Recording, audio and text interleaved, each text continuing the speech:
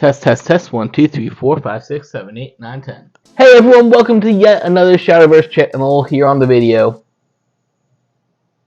Now I'm just keeping that in. Where I realized I really haven't been doing the Shadowverse end of the card game deal lately, and we're about to hit a new set that will give us a bunch of brand new decks. So over the next week or so, I'm just going to go ahead and rapid fire through the couple that I have played in the past. If you like this kind of content, subscribe or whatever, you know what to do. Anyways, move on to camera 2, starting today off with, of course, the deck I started with, Havencraft. But we're playing it a slightly different way than I've done in the past. So if you want to check out that video, it's over there. If not, here we go. Starting things off, of course, the Havencraft is the order, spell, whatever these things are called, amulets kind of deck. So let's do a quick refresh over the basics. We got Sacred Plea here, which is just your draw power for the deck. You draw a card, you can pay some play points to draw another card, so draw a lot of cards off it. You got the Bunny Rabbit, who is a stupid thing. It's a free card to play, lets you engage a card for free, and if you get it all the way up to 10, that is a complete board wipe, launching every card into the banner zone, not just your own. So keep that in mind, but you're probably going to pop this if your opponent only has the board. And we still play one kitty cat. She is my favorite. She gives you a kitty cat, and then she gives you another kitty cat. I should probably show off the kitty cat. Where are my tokens?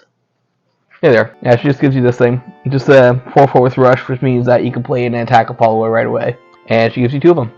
Then, of course, to continue our amulet core, we got 2 of this chick, who's just a basic 1/1 drop, does nothing. However, she evolves into this, and says that on evolve, you can search for any amulet and add to your hand. So, helps then for your cards I just showed you, and a couple more that we'll get to in just a second. We do a nice little 2-2 split. Actually, spoilers, a lot of my evolution cards are basically just going to be running 2 of copies of evolutions, because there's so many options now, and we want to run all of them. Then the final oldie but goodie, or should I say baddie, is this bad girl. You play her, and you get an amulet back from your drops. I think it's a 4 less or lower? A 5 or lower, even better. So this basically lets you recycle any of your amulets for free. And she's adorable little Coral Priestess. Like, her name's literally Coral Priestess. Alright, enough of that little stuff. Let's talk about some things I haven't shown you here yet on this channel. Starting off with a couple new amulets. First of all, there's a reason I'm only playing one of the Kitty Girl. That's because she has a better version now. So this is Kitty Girl 2.0, and she gives you 2 different animals. First of all, on place, she's going to be getting you a Bury Bird, one of these guys. And this is a 2/2 with Storm, which is a better version of Rush because you could attack the opponent directly with it right away.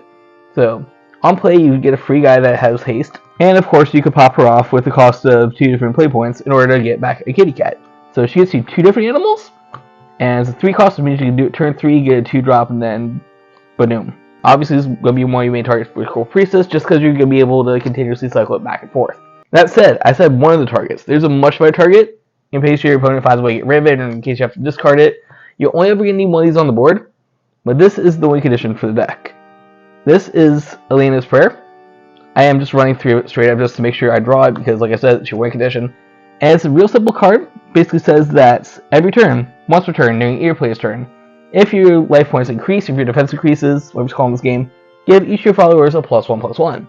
So this is going to be a nice little buff, and it procs anytime you gain life, so either on your own turn or your opponent's turn, if you have a way to gain life on either. Quick reminder, it is important to note that there is no life limit in Shadowverse Evolve. If you play the app game, it does max out at 20, but here you can just keep going and going and going. So this is very much going to be a life gain deck. Let's show off some life gain cards. Like this guy. It's Forg. We got Forg. We got 3 Forg. 2 drops, so nice easy turn 2 play.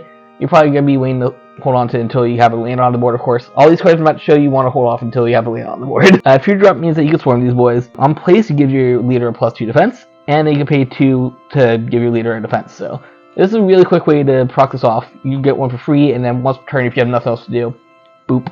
Which means automatically turn 1, you're going to have a 3/3 on board, and then as long as he keeps out, he turns to 4/4, 5/5, 6/6, keeps on going. Like, the longer you have these out, the longer you have a lane out, the bigger your boards you get. That's the general theme of the deck. Then we got a couple other evolving units. First of all, the Unicorn Dancer Unica. And this little horse girl has a strike ability, which is basically when you attack, and that gives your back 2 health. Proc again. I don't need to say it. I'm not going to keep on saying proc. It's just the proc every time. She also has an evolution. Same thing. Just a bigger booty. There you go. Speaking of evolutions, we're also running this chick and this dude. Should get them both on the same screen. That'd be great. Please. Thank you. Starting off with Guardian Nun on top. Just happens to be on place. If you have an amulet, give this follower a +1. That goes to her to give her a buff. Cool. It doesn't matter as much. However, when she evolves, she trades in her swords for a flower, and you get to heal 2. Plus, get ward. So this is going to be a 3-drop ward card that gives you 2 health back as a 4/4, which is basically a 4/5 thanks to this ability.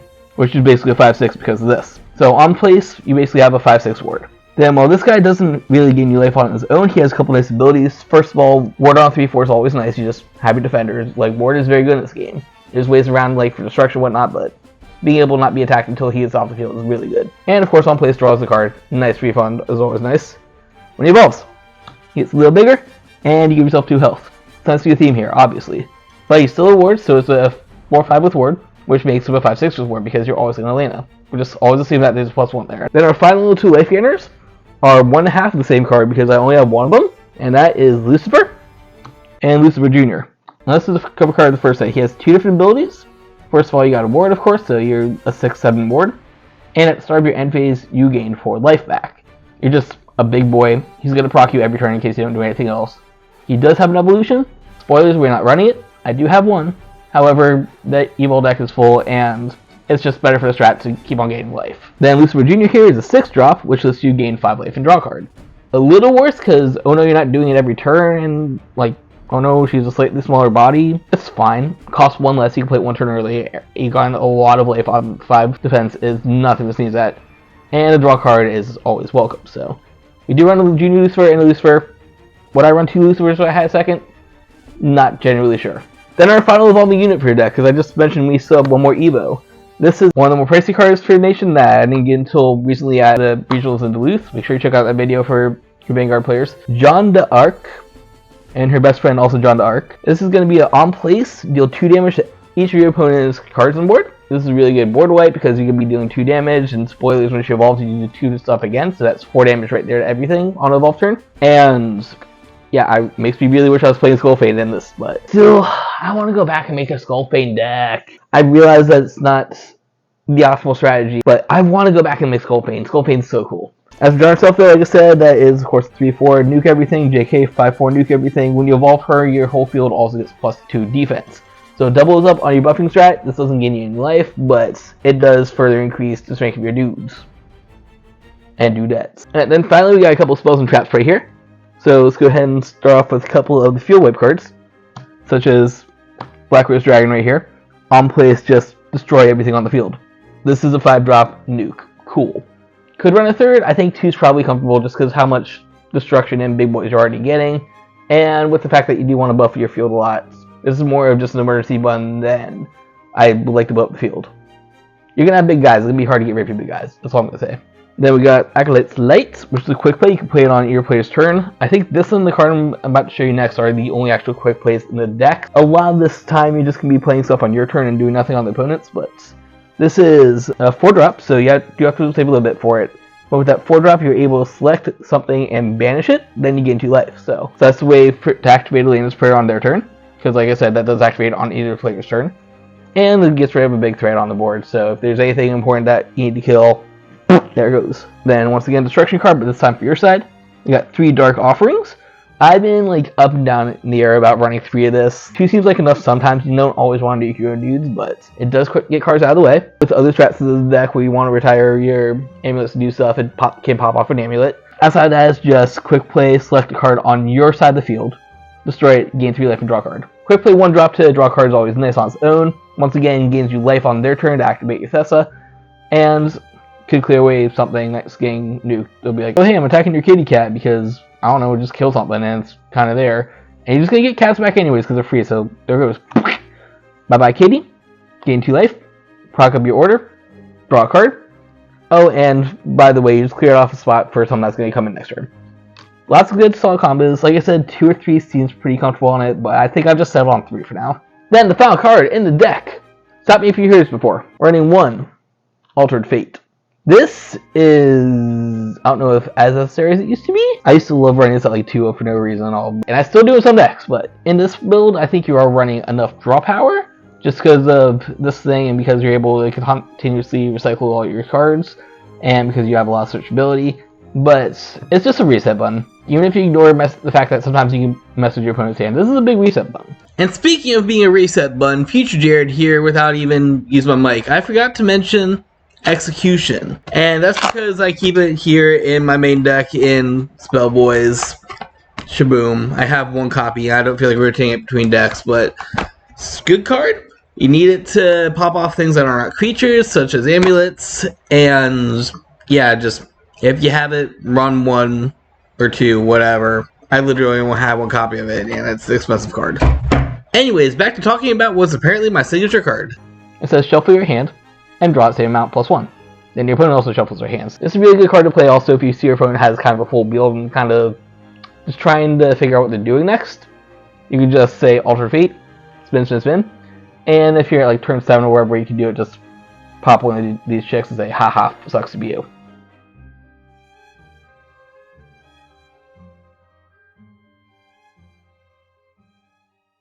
So that is Havencraft 2.0.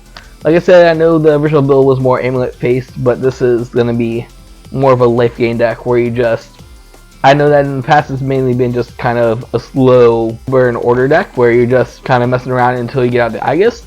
I never picked up Aegis and I don't intend to pick up Aegis, so this is a completely different strat because I thought I don't like slow decks where you sit around do nothing and hope to get to your win condition eventually. It's a slightly faster version of the deck because you are just sitting there actively gaining life to kind of counteract what they're doing to you, and the more you gain life, the more you can buff your boys until you have just these 10, 11, just fart all over them. What do you think? Do you guys like life gain or do you like the amulet version? Or are you waiting for in about a week when we get the whole Storm Ward super build? I might mess with that, but like honestly, that's probably like my tertiary of the 3 decks that I play that are getting upgraded. So make sure you subscribe to check out what those are, because especially one of those decks I'm very interested in. And honestly, if the team was any bigger around where I am, I probably would do a case opening just because there's that much stuff out of Leviathan to care about. But of course, if you want to see that kind of content and make sure I can afford to buy cases, make sure you support me by using code SkyRage on Raise Energy orders to save 15% online. Or of course, check out my page on TCG Player. I know that I have slightly less Shadowverse and other stuff, but that's only because I've opened slightly less Shadowverse so far. Until next time, thank you as always for watching. Subscribe if you enjoy this stuff. And I'll see you back here pretty soon for another 1, maybe 2 deck profiles. I don't know if I want to redo the Spell Chain one. There's only really a couple changes since that went live, but definitely gotta show off Swordcraft before I show off the new Swordcraft, because I cannot wait for the new Swordcraft build. Until next time, always embrace the infinite. That was a horrible log off. So keep it. Keep it. We're going live. Take out the mic. Hello, mic. And press the button. Don't you do it. Thank you.